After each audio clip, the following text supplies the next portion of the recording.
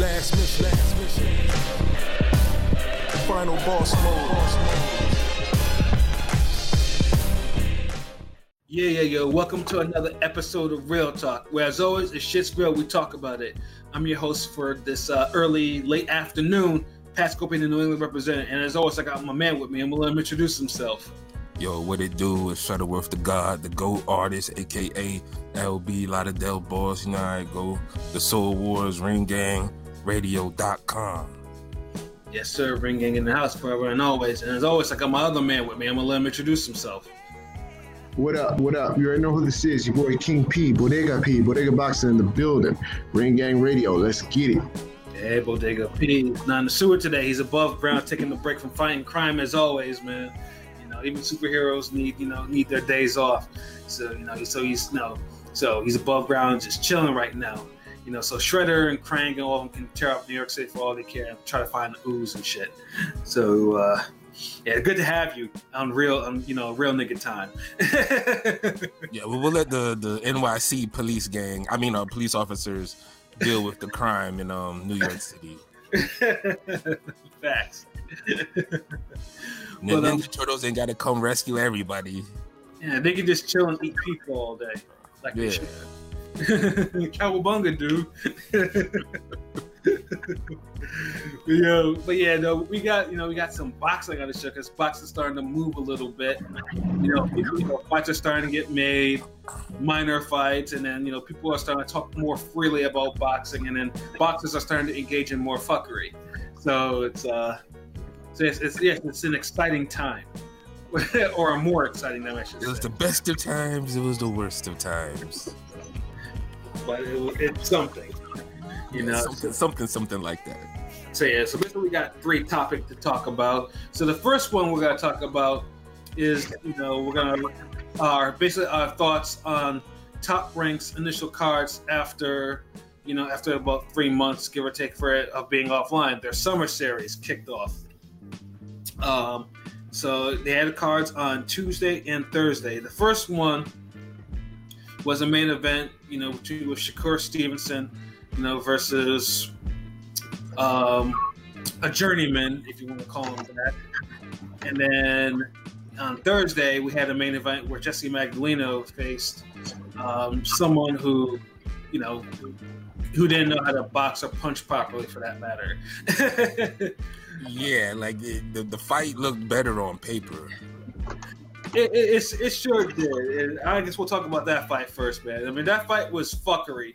Fuckery from like the get-go. The Vicente, that was his name. Like, dude couldn't keep it. I mean, dude was looking for all types of reasons to foul dude. Like, Magdaleno was already showing like he was a level above him.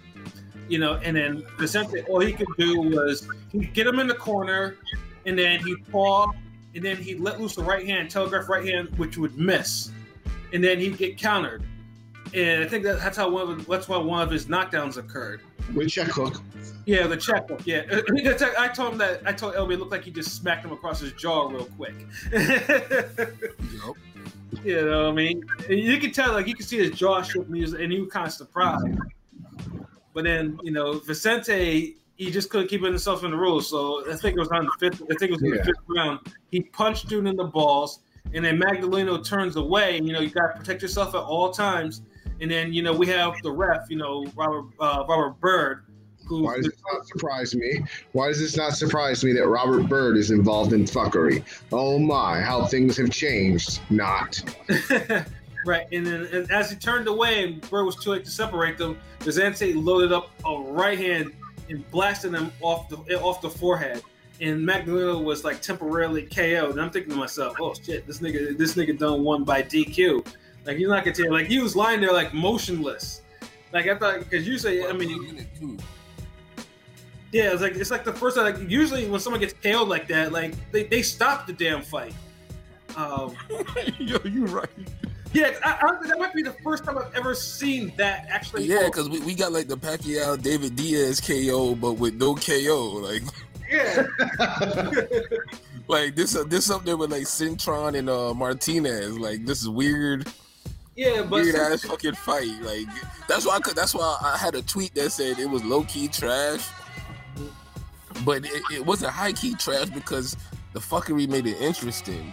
right, but yeah, Because I really watched that whole fight like what the fuck is gonna happen next? Like so much bullshit happening. yeah, exactly. That's how I was. That's how I was. That was like the worst fight that I paid attention to in my life.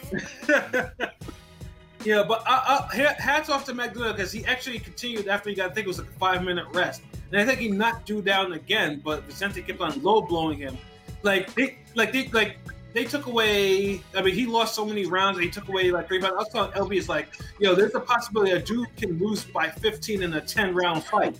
Bruh, the last fight I remember with this much points fuckery was Ruddick Tyson 2. Yeah, they brutalized each other and that shit.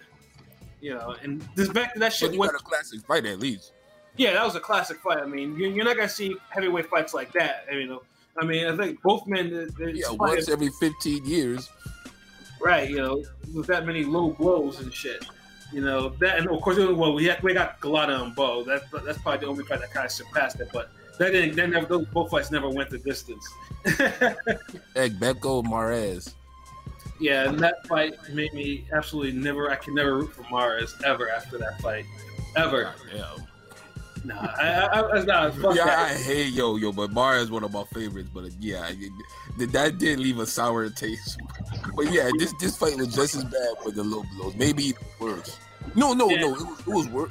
It wasn't as worse because at least the Mares fight, dudes didn't get the point deducted. That's the fucked up part. Yeah. And so they were Mares fight still gonna be the worst.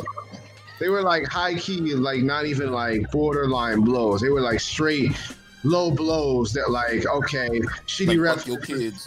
Yeah. Fuck your legacy. You'll never have kids, nigga. Fuck your kids. Oh, your parents wanted you to have kids, nigga. Fuck your grandkids, nigga. Oh, and then finally Bird threw this fight after this nigga done hit him low again. And I was like, it's like 2 minutes left. And he was like, Bird, and for once, Bird actually did the right thing. Cause he was like, nah. He was like, this fight's over. But then, even then, Bird is like, you got scored around. I was like, what the fuck you got scored around for? You just DQ'd the guy. Like, why? And that's what I was like. Yeah, I was like, what the fuck? Yeah, and I don't even think Robert Bird a bad referee. I think he's just old. Yeah, so fuckery happens more on his watch. But I don't think he's a bad ref. Yeah, no, I think he's just his reflexes, his timing is getting off, and just like his wife's judging is also bad too. Bird's been a pretty questionable at best ref for quite a while now. I'm not going to give him the benefit of his he's been old for quite a while.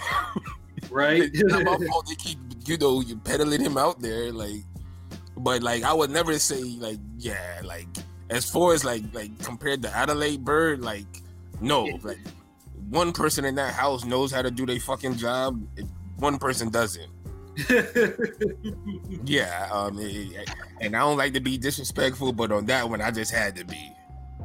Hey man, you're keeping it real. This is real talk, Yeah, I can imagine them living with someone, and on their job you're a fuck up, and on your job you just decent. And y'all gotta live what are the conversations at the table like? Could you imagine that? You sitting across from the table from you is the reason why fucking Pacquiao lost to Bradley. Is the reason why damn somebody think Floyd deserved a draw with Canelo this shit is so fucking ridiculous. Really, what kind of honestly I don't know if I could even have a friend like that. Let alone you fucking that person. Tell them why you mad, LB. I'm just saying, bro. No, I hear you because I mean, no one talks about that though. About the lives of a ref that damn fucked up a fight. That would be a great series. The Zone, get on it. All right. Yeah, and I'm surprised that the Birds have not been, they haven't been done it like a podcast, a topic about them complete one, like all the fuck that they've actually been into. Yeah, that's why they getting it a little bit now, but we not too much. But we gonna get back into. Yeah, we're gonna get back to that. But yeah, no, they deserve the verse though. They did. They really did. But yeah, it was a fuckery filled fight. It was hard to watch, but you couldn't turn away because it was just that it was fuckery like times 100. Like a bad car accident. However, though, that fight did have one hell of an opener though. Yes. Hell of an opener. My God. That was one thing I like to see. I love to see young fighters. They're hungry, and there's you know what, and they get the they get the calls you know what, you guys are gonna be an opening bout. You guys, although you guys are co-main, you guys are gonna be matched up. I like having the co-main as the opening bout if the co-main is good like that. Word. And I'm talking about Adam Lopez and Luis Correa. They for 10 rounds, they beat the living shit out of each other. I mean, it wasn't, and that's not even hyperbole. They really did. It was wonderful. I know I read some of the comments on Twitter, and people were really impressed by that fight. Yeah. And Adam Lopez, I mean, his claim to fame obviously was in his previous fight. He dropped one Oscar Valdez. And then was an unfortunate victim of an early stoppage. We got hands all over damn Valdez. Yeah, he did. Valdez, and he was still in the fight score wise. So yeah. So they were no, we can't definitely a good showing. Definitely a good showing.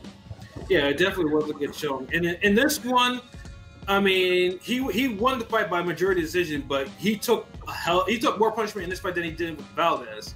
A whole lot. I mean, dude's eyes were swollen shut. It's like he became Valdez. Yeah. I was thinking about that in the back of my head during this fight, and I know this fight was in this, and honestly, just to on some real shit, I already spoke to Rome, about this fight because he called me up. And he was telling me y'all doing the cast? This was yesterday. Okay. He's drop the link in the chat because I don't mind even speaking on that. That was a good ass fucking fight. The main event was trash. Obviously, he said that, but he enjoyed those fucking fights too, and just how the ebb and flow. One guy was the pressure forward, come forward guy. The other guy was the guy who was boxing. Both of them were on an even level because the defense was lacking on both sides. Yes. But just one person's face took it better. Yeah, and Corey, I mean, and he was the one he just kept on moving forward. And I was thinking to myself, this nigga should be getting lumped up, but all he had was just maybe he had a little bit of a black eye, but it wasn't like Lopez. Lopez looked like he had some bee stung his face to for a couple minutes. B stung his face. B hit him with some left hooks and right hands. Yeah. That B got some hands. B had his homeboys, bro. Shit. Yeah, it was the hell of a fight, man, and it was just you could tell a crowd would have really loved that fight, but I don't mind them fighting in front of the damn Vegas Street Fighter cage and shit. It's all good. Absolutely. So yeah, definitely hats off to both those guys, for a good fight. And then, we go over to the first card. They came on that had Shakur Stevenson on there. That one was your typical WWF Superstars levels card. I mean, it was good. Yeah, we got boxing back on there. And yes, I am sort of happy. But man, those fights were not competitive at all. No, it was trial bouts. I feel like we didn't boxing didn't start until Thursday. Where I can dig that. Because even the little 2 TV bouts, you had one fight where there was 2 knockdowns. Yeah. Then you had I think the preschool teacher scored a knockout. Yeah. The only fight that was actually more competitive than it should have been, it was the cat from the Contender, Quatavius Cash, who. Yeah. Yeah, and I watched him on that season. And I'm thinking to myself, and it's why is he struggling with this? Why is he struggling with this jobber who clearly you know, with this mental health haircut, you know. Like he was struggling. I'm like, I see Cassius like Cassius is a better fighter than this, and he's in Floyd's camp. You know, he's down with Mayweather Promotions. I'm thinking to myself, yeah. And I'm like, somebody needs to probably work on Dude in his offense a little bit. You know, because like it looked like he couldn't take the pressure, and I'm just like, yeah, this dude's gonna get another loss. He's gonna get an upset if they don't fix this. But I mean, speaking of offense, how'd Shakur Stevenson look? Oh, Because I mean, we always get on him about his damn offense. No, I mean, Dude's offense. I mean, the body shots. I mean, Dude went ham. Like he wasn't fucking around. Like he beat that poor jobber up. Yeah, and the jobber actually tried. You know, because he landed maybe 3 punches the whole fight. You know, but yeah, like he tried. Just the strategy, like you can't just sit right in front of damn Shakur Stevenson.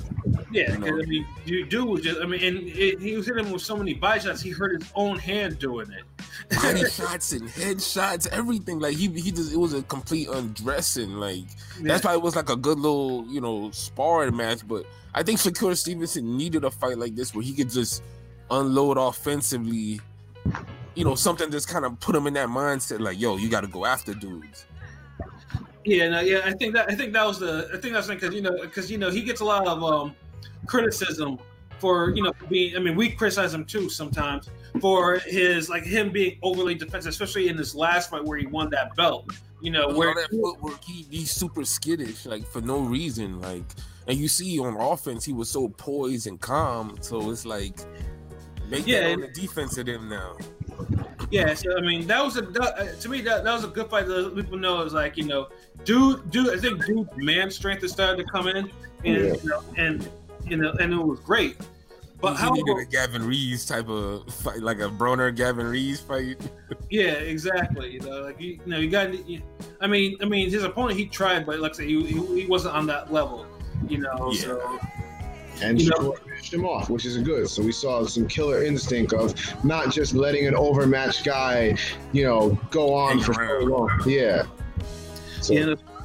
But the one thing though that was starting to annoy me, and I think it's been a topic all week, is comparing him to Floyd Mayweather. They do this with everybody. They do this with all these young fighters. So I just kind of just shake it off, just roll my eyes and just whatever.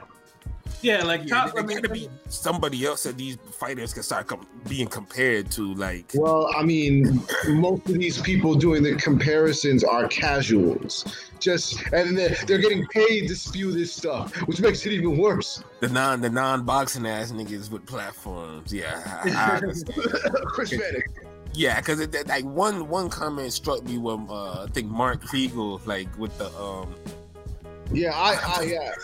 The Margarito comment, and I'm like, hold on, like first of all, like the hand wrap, like to say that in the fight, like that was kind of like that was the only reason Margarito won. Like he's not looking at the how Lopez was over moving, right, and he wasn't even turning his shoulder trying to roll the punches because it's not like Corey was really, throwing jabs like that. Yeah, no.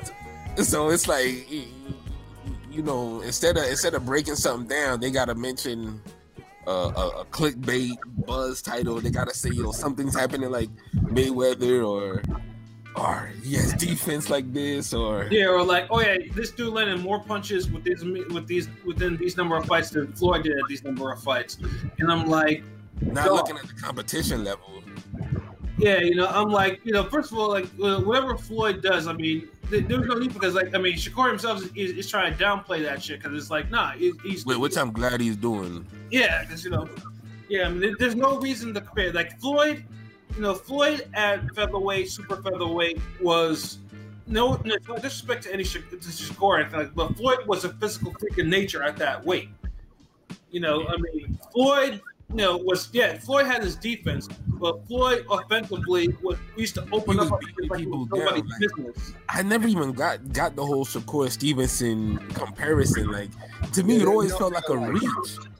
Like Nothing even the Broner comparison was was closer, because at least at 130, Broner was beating dudes up and shit. And at lightweight, so at least you could be like, well, he is beating dudes and walking them down like Floyd was over there. So Shakur Stevenson wasn't doing that. So he's fighting like Floyd did when he first got the welterweight, when he's moving a lot and shit. Right. Like, he fighting like Floyd in the Hatton fight, or one of those damn, or the Castillo rematch, like, bruh. Yeah, so he's like, it's like they just needed to calm all that shit down. It's like, Floyd was, so it was something different at the lower weights. Like, you're not gonna see a Floyd a super featherweight or featherweight version of Floyd anytime soon, because Floyd, that was a physical freak of nature. He had the long arms, he had the timing, he had power, speed, quickness. Exactly. Punching combinations, the footwork. Yeah. Shakur does not have all that yet. Doesn't mean he's not a work in progress, but I think it does him more harm. What happens if he catches an unexpected loss? Then it's like, well, he's definitely not no Floyd Mayweather. Yeah, then y'all have a new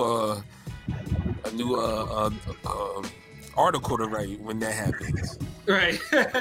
So it's like, chill with all that shit. Stop trying to make articles that shouldn't exist, that won't exist. That just don't make no sense. Like the boxing media as a whole need to start educating themselves so they can start making better comparisons and start speaking instead of grabbing for like message board comment level shit on live TV. Yeah, it's either that or views or view count, because you know how this is. Most media people, like, they'll say anything that's kind of like it's like controversial, but they don't do it just because they're trying to make a point. They're doing it because they're trying to get views and Yeah, but not everybody can be Skip Bayless. Yeah. and the difference is with that, like, a lot of these guys, they don't really know the sport like that. They don't really understand the little nuances and shit. So a lot of times it just comes off like a reach. That's like, say for instance, if somebody made an article and they said, Floyd Mayweather, the secret to beating Floyd Mayweather. Yeah. Good jab. And then they reference the Cotto and the Oscar fight. Like, really? Y'all gonna fucking make an article about somebody having the chance or the possibility of losing because of a particular punch that only 2 people out of 50 people were able to really be successful with? Is that an article? That's a reach, right? Yeah, it's a serious reach. Because basically, if a regular old fucking jab could trouble him, then more people would have had success with it, right? Exactly. Instead of just a handful of people. So it's like it's shit like that I look at. Like, are we gonna fucking say Wilder had a higher KO ratio than Muhammad Ali in his first 10 fights? Are we gonna make a big deal out of that? Some people actually would. I mean, people. I mean, to do it for Mike Tyson, doing it for Muhammad Ali is probably not a stretch beyond. I mean, niggas are just making articles out of nothing, like, and that shit just kills me. Like, ugh. Right. Yeah. So yeah, I mean, Top Rank needs to find other ways to market the guy other than comparing him to someone that hasn't fought for their banner in probably, what is it, 14 years, give or take. So yeah. And y'all got Ward and Crawford in his corner, like. Yeah, I mean, pick them up more or something, like. It's weird too. They got Lomachenko, and then they try to market him as being undefeated. Even doing the whole switcheroo of where the zero lies in his win-loss draw column and everything like that. But for score, it's like, we'll compare him to Floyd. It's just like, dog. I'm tired of there's too many successful African American boxers where y'all always have to just compare him to Floyd. Like, there's levels to this. Like, you're basically saying any new kid on the block has all-time great potential. Yeah, every time out. Yeah, it's stupid, you know. So yeah, I mean, when niggas kept putting sugar on everybody's name. Yeah, I think it got so diluted that shit became Splendor. Nah, I don't acknowledge any other sugar aside from the two Rays. That's it. Not even Sugar Shane? No. Or not even Sucra Ray? Olivia? No. I mean, Sugar Shane Mosley, he's the last person who should rightfully have the sugar moniker. And after that, it's just like, stop. I mean, I won't get mad at anybody that calls him Sugar Shane, but I don't even acknowledge him as Sugar. I feel you, but it's like, what other fucking nickname Shane Mosley had? Like, true. Yeah, no. And I mean, let's not act like he ain't a Hall of Famer. No, he's a Hall of Famer. I don't think he's an all-time. I don't think he's an all-time great, but I think he's a Hall of Famer. I'm just saying, like, we can't like the two previous Sugar Rays are all-time greats. Okay, the diluted one we got is Shane Mosley, and he's a Hall of Famer. That's it. Yeah. And but no damn Sugar John Molina and shit. Like, Sugar Shade, eat Sugar Shade, Sugar Shade. Yeah. Smith. Oh God. Like, no, just stop it. Like, bro. Like, you gotta be a certain level. Like I used to have a problem with the like Ricky Hitman Hat, and I'm like, no, it's fucking Hitman Hearns. But Ricky Hatton started, doing something with the name. He became big in the sport, pound for pound. He's Hall of Fame. So I kind of ease off of it. But you just can't be having someone else's fucking name and you don't take that name to some type of height. And Hitman Charlo. Who? Jamal, the Hitman Charlo. Oh yeah. Yeah, I didn't even know that was his nickname. Like, yeah, that's not gonna work. Like, you can't just start making names. Like, you don't change your creative character name in career mode 30 fights in. Nah, it don't work like that. You have if you don't have your nickname on point after 10 fights, you fuck. I don't care if you got the dumbest fucking nickname. You better change that shit by the 10th fight. You can't be having multiple title fights on TV, main event, co-main event. Yeah, I mean, you still trying to find out your name. I mean, even if I refer to him, I don't ever call him I don't even call him Hitman. Or when there's like multiple Golden Boys, like fucking they were calling Jorge Linares Golden Boy. Oh yeah. Yeah, you're right. They were trying to make him the Golden Boy. There's him. There's Oscar De La Hoya. There's Johnny Lalonde. Like Billy. Oscar De La Hoya is the only Golden Boy I acknowledge, though. Like, yeah, but Johnny Lalonde does predate Oscar De La Hoya. Yeah, I think he was the original. He does, but I mean, yeah, Oscar took the name higher than he did. Yeah.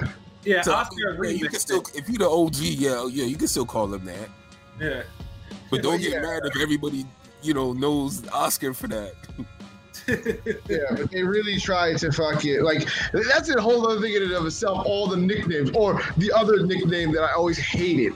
Whenever they would call somebody the pride of insert country here. Like, nah, B. Like, you ain't the pride of nothing. Like, sit your ass down. Oh, shit. Damn. It's amazing what triggers us sometimes. Yeah, that was like a whole, we said, man, fuck this Top Rank card. Like, it was it was good mid. I mean, it had some good shit on Thursday. Like the prelims, they were, like I said, I mean, we got an outstanding fight in one of the prelims, and we got like pretty much your typical, boxer versus jobber fight. So, I mean, but it was largely entertaining. I mean, I'd give it like a B-. Nah, for the whole week? Nah, we gotta rate this as a whole week. Because this is Top Rank. Yeah, because it's better it probably ends up being a C+. That's why it is for the whole week. I'm not saying for one card. This is B minus. I think. Oh, okay. I can see a B. Okay, B minus because Stevenson got a knockout. Yeah. We saw a good fight with Lopez and Correa. And we got fucker we couldn't turn our heads away from, even though the fight got disgusting afterwards. But yeah, but I think Ward made a great point about Magdalena need to be able to close or show out on those type of opponents on that level. Word. He also needs to stay the fuck away from the corners. Like this. Yeah, like in the corners, because in the dog bait fight, that's what guys. He was running himself into the corner like voluntarily, like the whole fight. That was what this is why purposeful movement is so important in boxing. Niggas running headfirst into the corner and shit. Like what the fuck? This is true. Like you got to know the difference of moving and running. Yeah. A motherfucker who's moving ain't gonna situate himself into the damn corner. Well, I think a lot of movers, because a lot of movers only know fucking lateral movement and not how to fucking move anywhere around. They're not very shifty. They just move and then are moving themselves into the corner where they can't get out, which is stupid. Aimless movement. Yeah. And they're not really moving their head when they do it, so it's just like it's running. That was something I felt odd, and I'm just like, if Magdaleno, they talk about he's like the mandatory to Gary Russell. Like from what I saw, Magdaleno will not be Gary Russell doing that. No, he's not being Gary Russell. I give JoJo Diaz in a rematch a better shot. Not with those sloppy check hooks either. I don't know. Those shits look like I was surprised that he even got those knockdowns, because them shits just legitimately look like slaps. Like me too. Yeah, that's what I'm saying. Like, I think the guy was pissed about it too, because he looked surprised. Like that shit dropped me. Like the fuck? Yeah, and that's why he probably what started. What am I doing wrong? Shit. Yeah, exactly. That's why he started going off and started fouling that dude. Yeah, like he was. The knockdowns pissed everybody off. Everybody at home like, what the fuck am I watching? Like, look like he slapped down a prostitute that was short on her money or some shit. That shit just had a glove on his hand. Word, man. What you mean it's only $75? Bitch. Oh man, but yeah, that shit was I mean, if I had fucker, but like I said, the whole card, saying that we haven't had any boxing in about 3 months, it was a decent watch. And then obviously Top Rank has these fights card every Tuesday and Thursday, and I think there's an extra one on Saturday, next Saturday. So yeah, we'll do. I mean, we're gonna watch until till PBC and Matchroom and Golden Boy, get their stuff together. Well, Top Rank at least trying to feed the streets. At least now we heard something from the PBC rank instead of just being silent this whole time. So finally, it's about their time they added to the fucking mix. Yeah, they're back next month. Exactly. So it's this Matchroom and Golden Boy that needs to get their stuff together. Well, I mean, are we gonna wait for fucking Eddie Hearn to book Dubai for some fucking crazy event? Because I've been hearing him keep talking about Dubai. I'm like, bro, just get something out. Like, well, I mean, that's actually a good segue into our next topic.